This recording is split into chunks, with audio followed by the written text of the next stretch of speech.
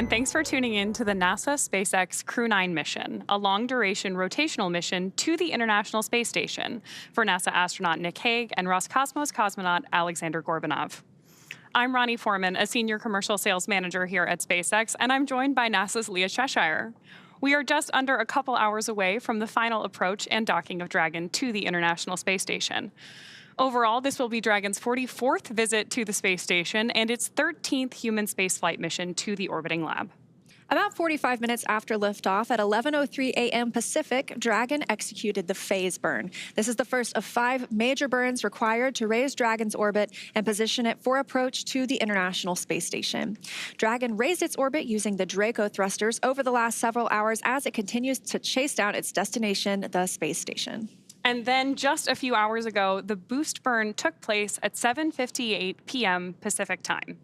The boost burn put our crew in an orbit where Dragon's apogee, or the highest point of the orbit, is about 10 kilometers lower than the station. But before we can approach the station, we need Dragon's entire orbit, not just that highest point, to be effectively shadowing the space station. So after that, we executed the close co-elliptic burn at 8:42 p.m. Pacific. The close burn placed Dragon on an orbit roughly co-elliptic with the space station, meaning that it's maintaining an orbit roughly 10 kilometers lower than the station the entire way around the Earth. Again, that's in contrast to only being 10 kilometers lower than the station during the apogee, or the highest point in the orbit, which is what was achieved by the boost burn beforehand. Now from there, this morning, we did execute the transfer burn, 7:54 a.m. Pacific time. That's where we raised Dragon's apogee, or the highest point of its orbit, to just 2.5 kilometers lower than the station. Then we rounded everything out with the final co-elliptic burn at 8:41 a.m. Pacific to once again maintain that constant orbit lower than the station, this time just 2.5 kilometers below. That was a shorter burn lasting just over 30 seconds. And recently at 11:30 a.m. Pacific, we added in the approach out of plane burn to further refine Dragon's trajectory to the space station.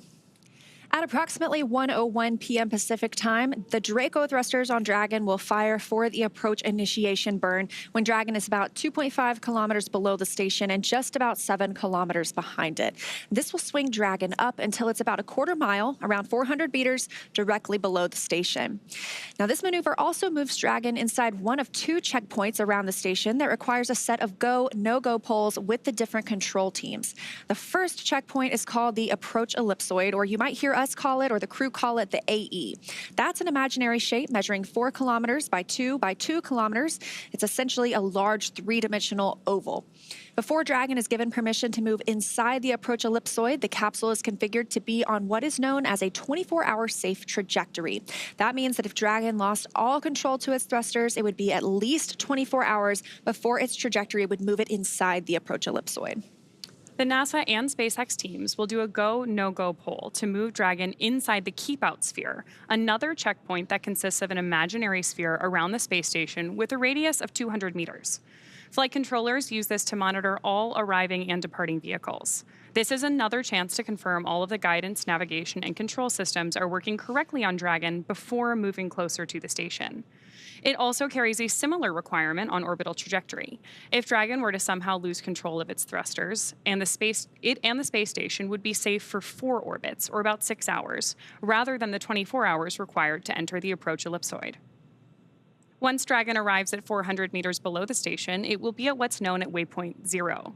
That will be our first checkpoint during our approach. The vehicle can hold here at 400 meters if needed, but if all of the systems check out, Dragon can continue its approach to waypoint 1. Dragon's move from waypoint 0 to waypoint 1 will swing it up and out in front of the station, arriving at a distance of approximately 220 meters. At this point, it'll be on what we call the docking axis. That essentially means it's directly in front of the docking port. Crew-9 today is headed to the forward-most port on station, so known as Node 2 forward. Dragon has docked to Node 2, also known as Harmony, for all of our crewed missions so far, because that's where both international docking adapters are located, installed for these new commercial spacecraft flights, as well as any other future spacecraft that use the international docking standard. Once Dragon is just 20 meters away at waypoint 2, the spacecraft focuses on aligning its docking system with the International Docking Adapter. We may hear the call-out CHOP, which stands for Crew Hands-Off Point, a little less than 30 seconds before docking. At that point, any aborts will have to be done automatically by Dragon. And of course, the grand arrival today is when our crew arrives at the space station. Dragon will fly in and make contact with the International Docking Adapter, or the IDA, and that gives us what we call soft capture. The soft capture ring will then retract until sensors indicate it's time for 12 hooks to drive in place and give us a hard capture and for firmly secure Dragon to its new home on the space station. Now, the station crew, namely Jeanette Epps, the NASA astronaut, will manually pressurize the vehicle or the vestibule, and that's the area between the Dragon hatch and the station hatch. Meanwhile, the umbilicals that provide power, audio, and data connections from the station to Dragon are put in place. And then it'll be time for leak checks and hatch opening, which is currently timelined to come a little more than 2 hours following docking. So sounds like we are on target today for a docking around 4:30 p.m. Central, so 2:30 p.m. Pacific time. Freedom SpaceX on the big loop. Nominal approach initiation maneuver complete. Freedom copies on the big loop, nominal AI burn, and we are complete with section 5, holding section 6 of suit donning for your go for suit leak checks. SpaceX copies, holding in section 6. We'll give you a go for suit leak check shortly.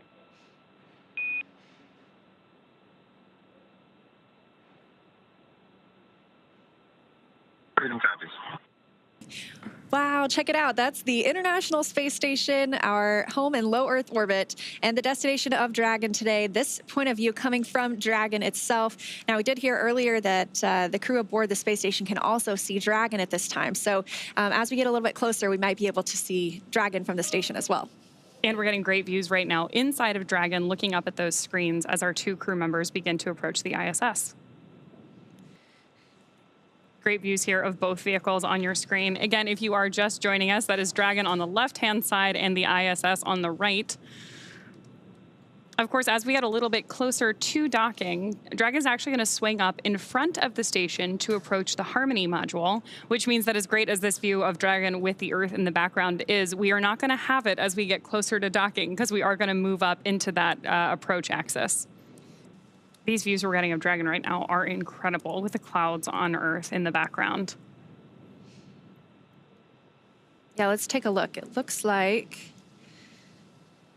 they are actually flying 264 statute miles just north of New Zealand. So if we didn't have those clouds, we might have gotten a really beautiful look at New Zealand below.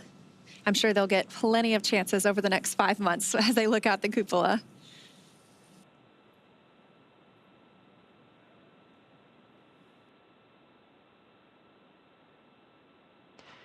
The views you're seeing from the International Space Station illuminating the capsule of Dragon Freedom there are covered by the setting sun and whereas we approach an orbital nighttime. As the station and Dragon Freedom pass over the western border of Quebec, the terminator line that separates daytime from nighttime is over the Atlantic Ocean. It'll be just a few minutes until the expected sunset, and we'll lose some of the views that we have currently of Dragon Freedom. Now we're getting a flashing light from the center hatch of the exposed forward bulkhead, thanks to the open nose cone. But that blinking light is called a docking light. We'll be seeing those views. As we enter into an orbital nighttime, we'll see some of the navigation lights lit up. This includes the starboard light and the port light, starboard being green, port being red. That will show the relative position and orientation and attitude of Dragon as it makes its approach to the station. Control Houston. On the big loop. Approach 1 and soft capturing extension will begin shortly. Dragon will continue approach to waypoint 2.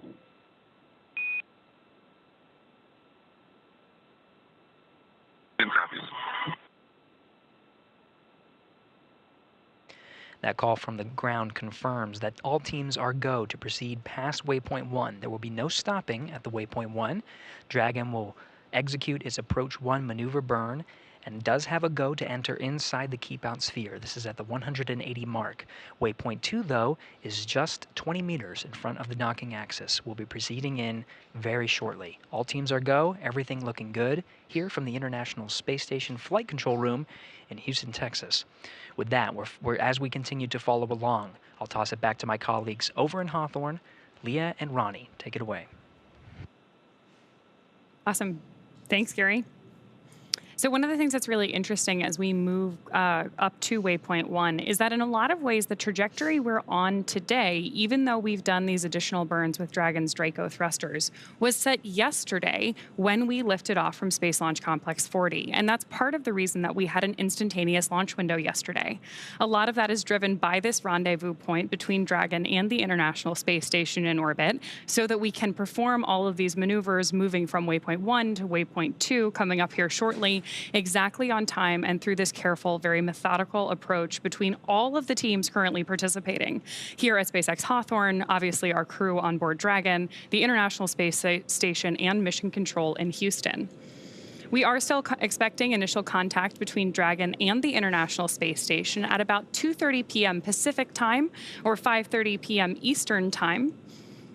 And before reaching waypoint 1, which again is coming up here very shortly, mission operators conducted a go, no-go poll, which we just heard, to allow Dragon to begin its approach to waypoint 2. That's, of course, located inside of the keep-out sphere, about 20 meters away from the space station. Freedom SpaceX on the big loop. Ground is go for final approach. Confirm crew readiness for approach and visors are down.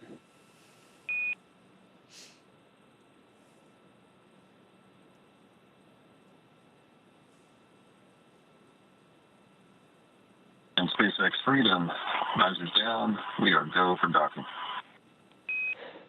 SpaceX copies. As a reminder, once Dragon is inside the crew hands-off point, retreat and breakout are not permitted.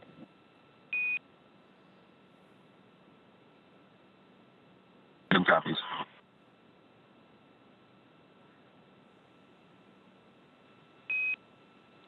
And Freedom SpaceX, we are resuming approach. Freedom copies.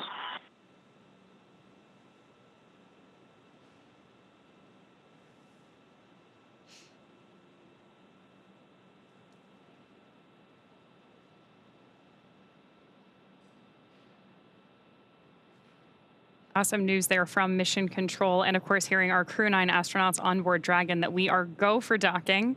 If you're watching closely, you're also seeing some great pulses from those Draco thrusters on board as Dragon approaches the ISS for that final docking maneuver.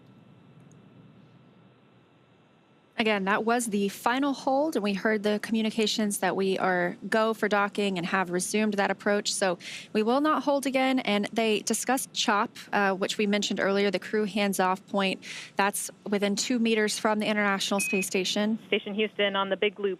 Dragon is on final approach and is go for docking. Monitor per steps 5 and 6 in 1.102 Dragon approach and retreat monitoring.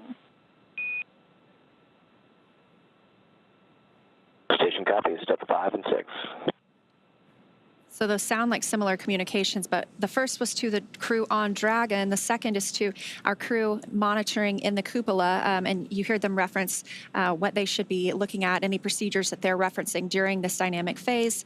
And we're continuing to see Dragon get closer to the International Space Station, now about 17 meters away from the docking port. Again, we do expect to be in an orbital nighttime during docking, but this is a pretty cool view as you can see a camera coming from Dragon and focusing on the docking port itself. So it looks like we are properly aligned with that node 2 forward port as we continue to approach, now just 15 meters away.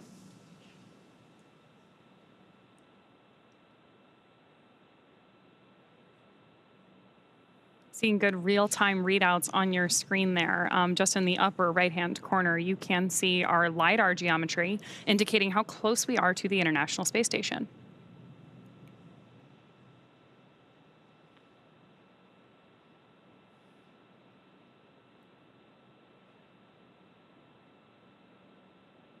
LiDAR, of course, stands for light radar, and it is used in maneuvers like this in space to help two spacecraft meet each other. And that helps us to not need daylight when we are executing these maneuvers. So again, I mentioned this is happening in the dark. We can hold and wait for different lighting conditions if we needed to, but because we have this LiDAR technology, we're able to continue moving in. And like you mentioned, Ronnie, if you look in the top left, you can see we're now just about 10 meters away from the International Space Station. Oh, confirmation from the crew, 10 meters Copy, away. 10.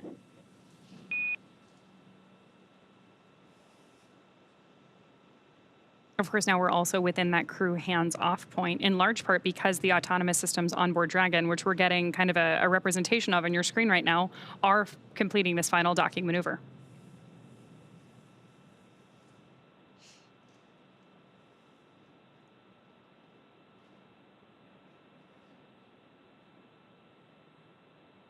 Looks like just about 7.5 meters to go.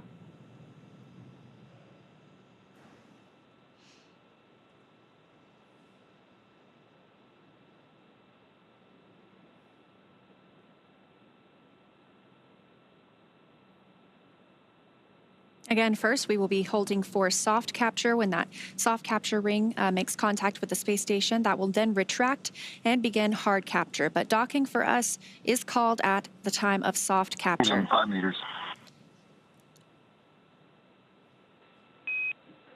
Copy, 5. Standing by for the arrival of Crew-9 to the International Space Station. We are also getting some pretty good views here of Dragon approaching station, even though we are in an orbital nighttime and it's pretty dark. That's exciting to see how close these spacecraft are to each other. Yeah, now just about 4 meters away. Standing by for the call for CHOP, crew hands-off point.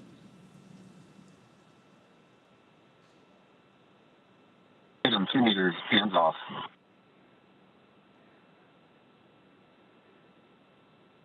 Less than 2 meters away, standing by for docking. 1 meter.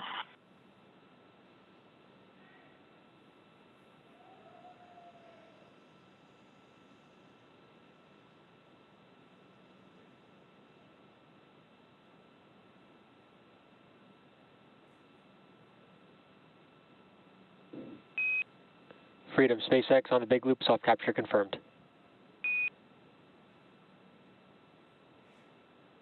Freedom, copy. Speed soft capture. Crew-9 has arrived to the International Space Station, docking confirmed at 4:30 p.m. Central Time, 5:30 p.m. Eastern Time over Botswana. Now, we still have a few steps to complete before Dragon is securely attached to the station, so we're going to go ahead and follow those along as well. We are standing by for the hard capture sequence start, and then we will also hear a call out for hard docking complete. We're expecting that a little bit more than 10 minutes from now. Freedom, SpaceX, ring retraction in progress.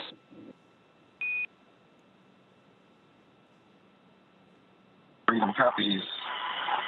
Retraction in progress.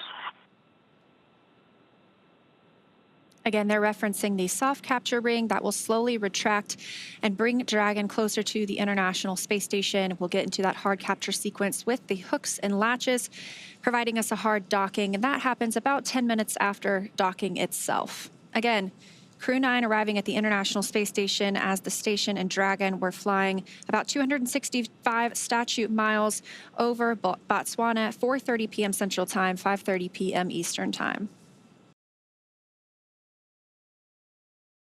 We're a little more than 30 minutes after the docking of Dragon Freedom to the International Space Station. That docking again occurred at 4:30 p.m. Central Time, 2:30 p.m. East, 2:30 p.m. Pacific, 5:30 p.m. Eastern. Again, all the teams are working on the hatch opening operations. Commander Nick Hague and Mission Specialist Alexsandr Gorbunov inside Dragon, the view of which you can see right here, are undergoing suit doffing procedures, taking off their suits and configuring the Dragon cabin for the hatch opening sequence, including opening up of the Dragon hatch on their side. In the meantime, NASA astronauts inside the International Space Station are working on opening up the hatches on the station side. To the right of this view, where Dragon is currently attached to the station, is the International Docking Adapter that meets the two hatches, Dragon and International Space Station APAS hatches. And right on the right of your screen there, you can see the pathway on the right that's down through the pressurized mating adapter, the black structure there on the left.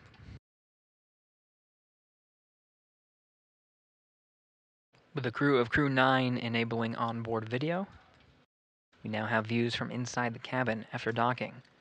This is inside Dragon Freedom Live right now. NASA astronaut Nick Hague at the top of the screen. Just off to the right there, mission specialist Alexsandr Gorbunov, Roscosmos cosmonaut, the two of them, are working through the procedures to open up the hatch, configure the cabin that you're seeing there inside Dragon, before opening up the hatch and entering the International Space Station.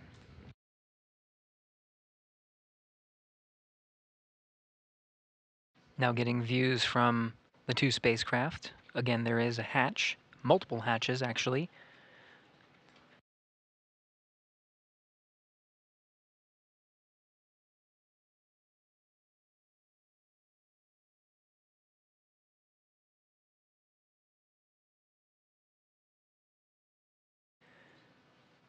We are seeing that the APAS hatch is open on the International Space Station side.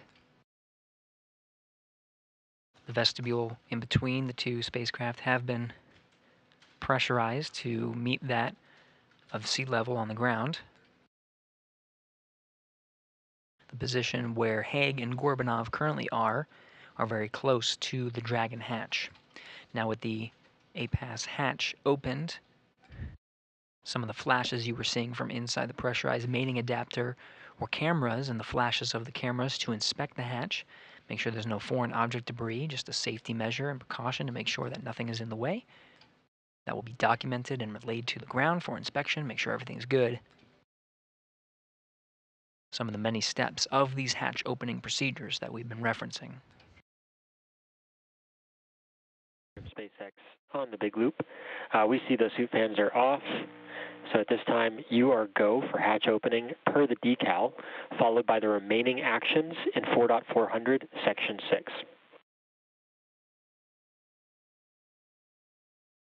Copies, we're going to open the hatch per decal and then the remaining steps in Section 6, 4.400. Good, readback, and we'll just follow up after hatch open on the completion of 4.012 as well, but we can go ahead and step into the hatch hops.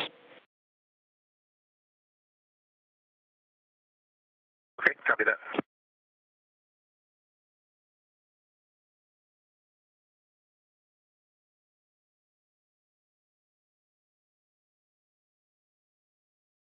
With that from the SpaceX mission control teams in Hawthorne, California, relaying that the suit fan command has been successfully initiated and they are go to open up the hatch.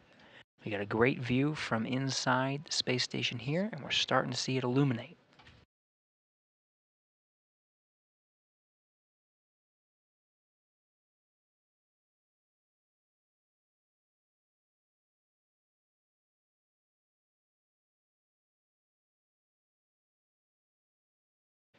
And now, with that, we confirm Dragon hatch is open.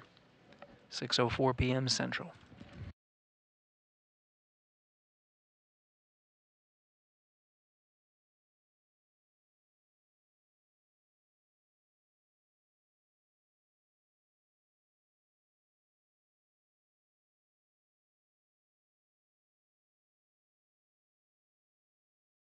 SpaceX Freedom hatch is open. Copy, hatch open.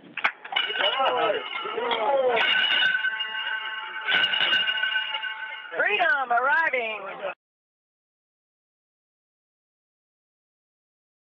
The bell has been rung.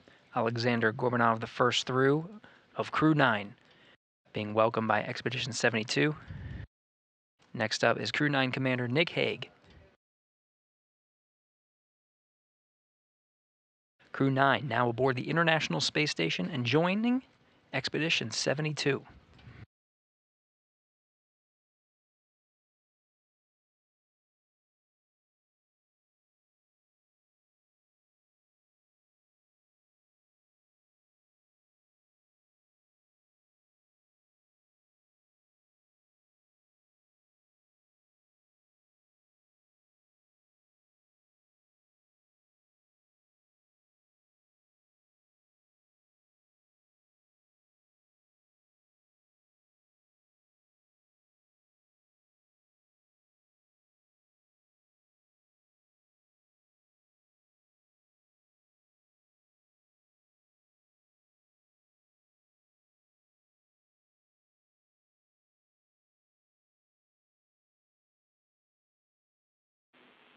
Station Houston, are you ready for the event? We are ready for the event.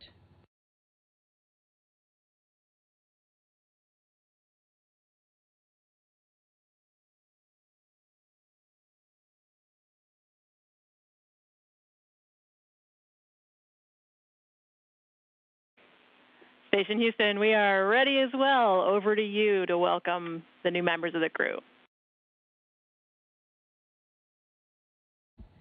On behalf of Expedition 72, I just want to say welcome to our new compadres from Dragon Freedom. Alex, welcome to the International Space Station. And Nick, welcome back home to the International Space Station. It's great to be here with bringing the 72 back up to 11. Thanks, Sunny. Alex and I had a smooth ride up here, and so first off I just want to say thank you to the teams that got us ready to fly Freedom to the station, and it was a awesome ride. And coming through the hatch and seeing all the smiles, and as much as I've laughed and cried in the last 10 minutes, I know it's going to be an amazing expedition, so I'm really looking forward to getting to work up here. So I'm very happy to be here in this huge, amazing laboratory, International Space Station. And I'm looking forward to working with this crew, Expedition 72, and with people who are supporting us on the ground, МСС Houston, МСС Moscow. Также хотел бы поблагодарить НАСА вместе со SpaceX и Roscosmos, которые продолжают сотрудничать по программе МКС, продвигают науку, эксперименты космические вперед.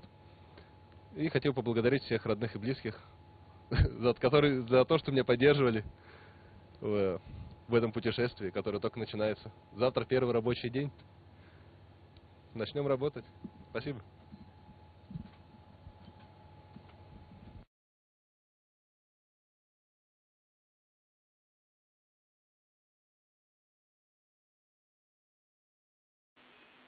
Thank you for the words. At this time, Glavany has an additional message for Nick and Alex.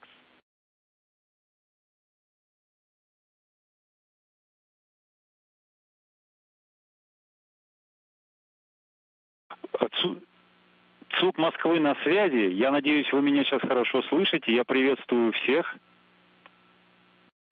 Здравствуйте, добрый вечер. Ника и Александра мы приветствуем отдельно, особо поздравляем с благополучным прибытием на борт и началом космической вахты. Удачи вам. Долгим разговором сейчас утомлять не буду, потому что, понимаю, насыщенный день, вы устали. Благодарю за внимание. Удачи, удачи, еще раз удачи от всех нас. Мы на связи и готовы вам помочь всегда.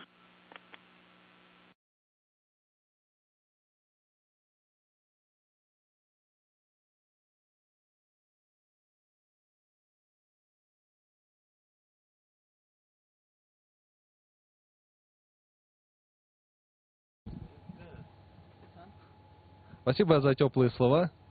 Будем работать с завтрашнего дня, да. Начнем космическую вахту, посмотрим, сколько продлится.